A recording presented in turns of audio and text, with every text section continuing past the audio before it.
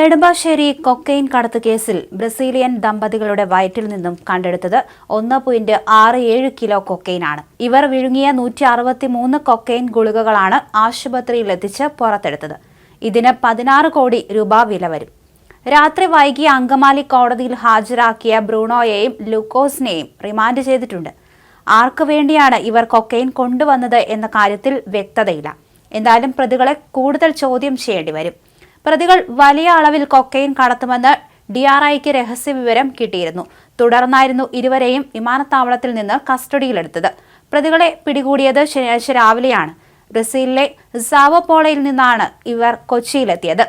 വിമാനമിറങ്ങി തിരുവനന്തപുരത്തെ ഹോട്ടലിലേക്ക് പോകാനായിരുന്നു നീക്കം. അതേസമയം ഇവർ വിഴുങ്ങിയ ഈ ഗുളികകൾ വയറ്റിലിരുന്ന് പൊട്ടാൻ സാധ്യതയുള്ളവയാണ്. അതുകൊണ്ട് തന്നെ വലിയ ഒരു മരണസാധ്യത പോലും ഏറുന്ന പ്രവൃത്തിയാണ് ചെയ്തിരിക്കുന്നത്. എന്തായാലും ഇവരെ കൂടുതൽ ചോദ്യം ചെയ്യുകയാണ്.